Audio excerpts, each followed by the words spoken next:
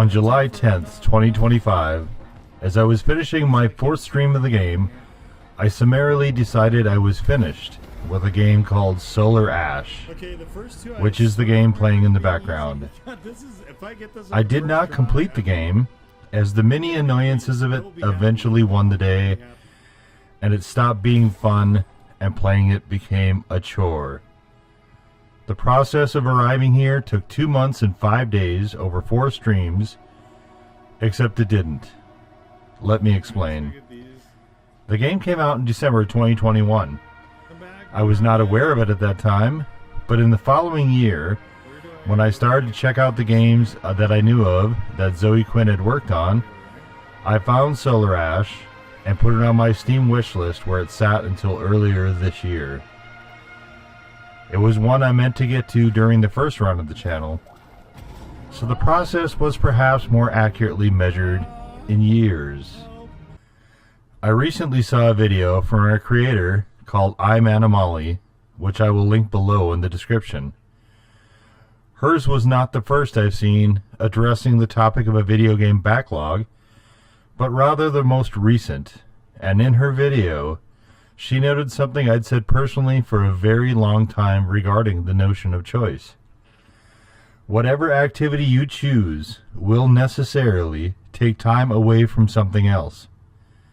While this is always the case, as you age, your selection will take away from an increasing number of other things. In her video, she borrows terminology from economics and refers to the phenomenon more broadly as opportunity cost. To this, I will add that as you age, you will tend to notice this facet more and more, along with potentially, and likely, a decline in mental energy. As we all know, there are 24 hours in a day. 6 to 8 of them are spent on sleep, typically. This is 1/4 to 1/3 of any given day unavailable. You will also have to eat, drink, shit, shower, consider putting clothes on, etc., as well as walking to and from whichever of these activities you're doing. While it will vary, for ease of calculation, let's call the cumulative sum of these things 1 to 2 hours. If you have a full-time job, likely that will burn another 9 to 10 hours. If we look at this from the maximum perspective, 20 hours of 24 are gone entirely. If you like to read, or write, or paint pictures, or watch movies, pet your animal friends, play an instrument, be a gym rat, street race cars on a bicycle, or do blindfolded needlepoint, that activity will also siphon available time. Add in any sort of family or significant other who may also want to spend time together in a way that does not involve watching you play a video game, and time gets that much tighter. You can't do everything all at the same time, no one can, and especially not if you want it to be quality. Money is one thing, but you make a value judgment of importance based on where you spend the most important commodity of your very finite time.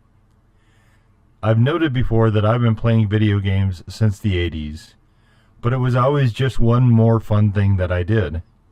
I wound up taking sustained breaks here and there because at the time I didn't have a backlog, at least not for video games. Because I have some of that old collector spirit, I had a backlog for music, as well as one for books and yet another for comic books.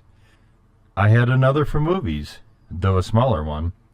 Once I built libraries for all those things, I took a swing at the gym rat thing, taught myself to cook capably and at a reasonably high level, as well as trying to launch the local bands I was in. I was on a PC games hiatus, as my computer then wouldn't support those particularly well, and myself and roommate shared time on his PS2.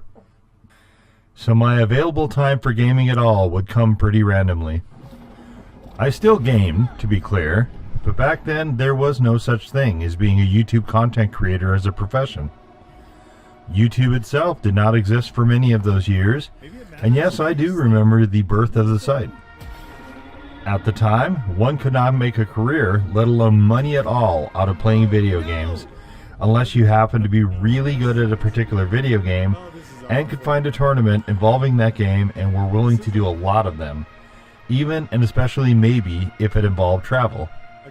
As I was never competitive to that degree towards video games, that was never a viable course for me personally. Anyway, once I did decide to start making content on video games, which was after knocking down the aforementioned backlogs, and seeing the fascinating direction in which the industry had turned, truth be told, it got boring for a lot of those hiatus years, especially before the consoles had internet capability.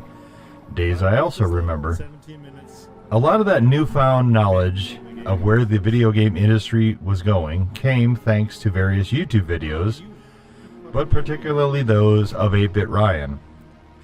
I had already accumulated a brief sort of list of titles he'd played that I wanted to go at, as well as continuations of series I'd played in the past.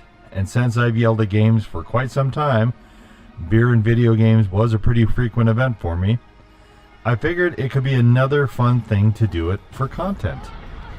Like most things, it didn't turn out exactly what I'd hoped, but along the way I also found a huge bevy of games I'd never heard of, and, as you probably have already guessed, this led to a very bloated backlog. I found out a lot of games I could only play on a Sony console, so I got one of those and now had 2 video game backlogs. When I decided to bring back this channel in 2025, it was with the idea that I was already playing a lot of games anyway, trying to whack all those backlogs down to size. I might as well just stream it, since I needed content anyway to make video game essays. If you are a list maker, such as I am, then you will have backlogs for everything, whether it's different food dishes you want to try, restaurants you want to visit, places to which you want to travel, sites to see, places to go, museums to visit, and, if you're a content creator, future video ideas which may or may not ever see the light of day. This is normal, but the danger comes when it becomes obsession. For me, as video games are largely still just another fun thing I do, I don't worry too much, even though I now also have recently added another video game backlog, which makes 3, or maybe another couple. Okay, 4, but no more, I swear. Okay, fine, you broke me. Are you happy now? Is that what you wanted, Adrian, to break me down? Fine, I admit it. There are actually technically 6. I should probably address those. 2 are for PC gaming and are only for Steam. 1 is games I paid for and are in my library waiting to be played patiently. Another is my Steam wishlist. Another 2 are for the PS4. Again, games I paid for and are installed and are waiting patiently. And a second, manual, as in handwritten list, that more or less functions as a wish list, sometimes in tandem with the Steam one. Another is games for the PS5, if and or when I get one.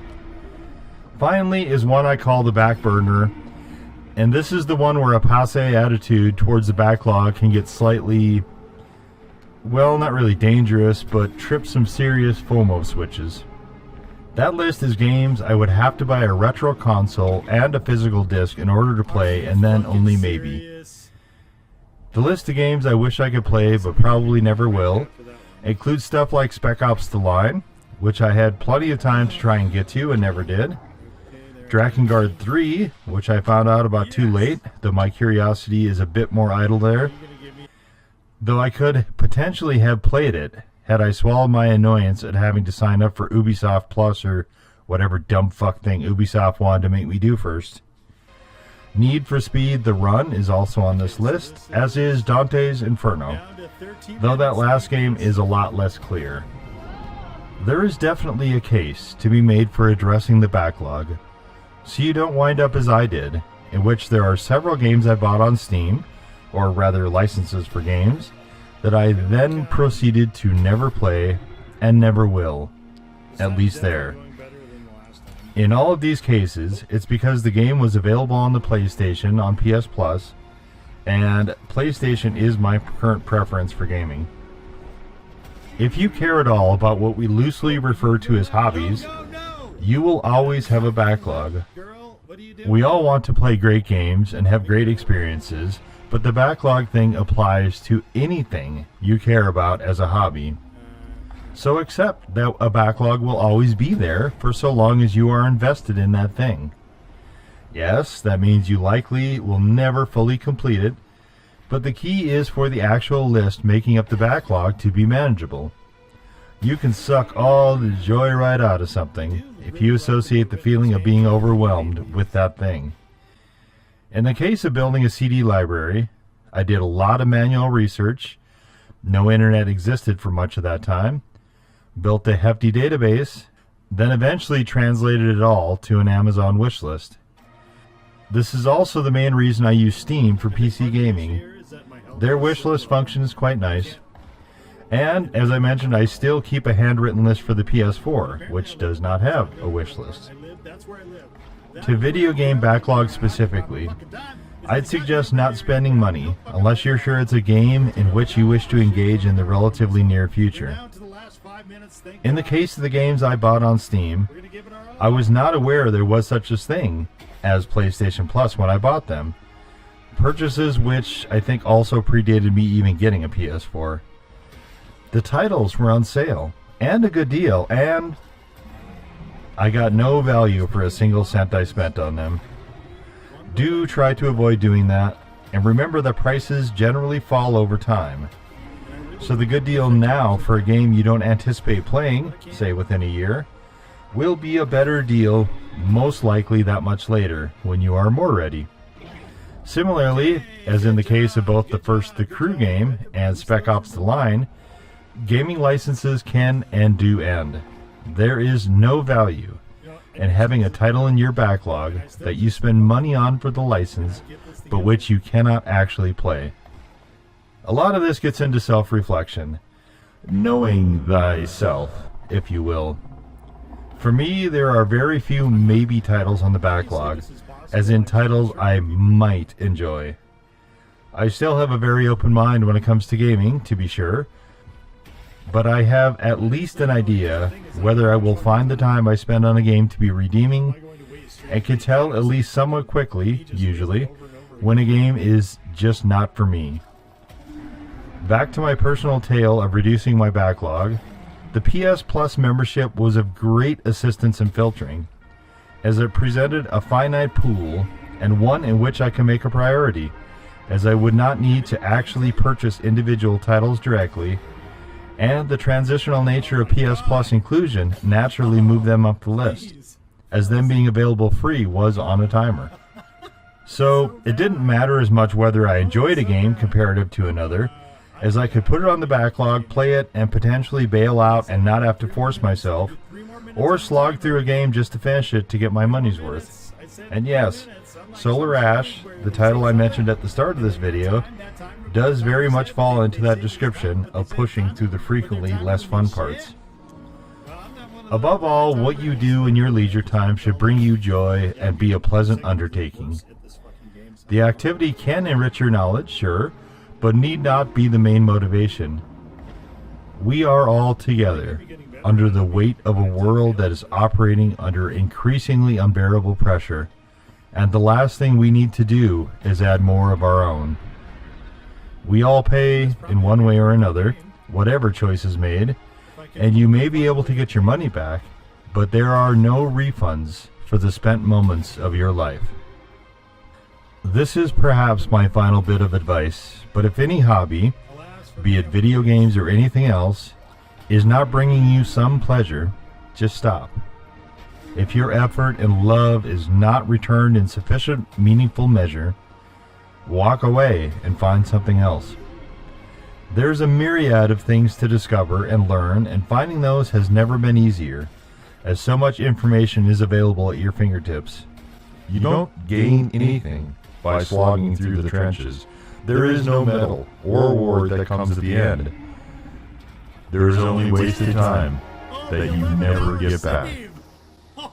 There's an entire world out there of new things and new experiences. The best thing you can do in this life is to discover new things about yourself, perhaps open new passions. So be not agonized over leaving behind something yielding diminishing returns. As always, thank you for watching.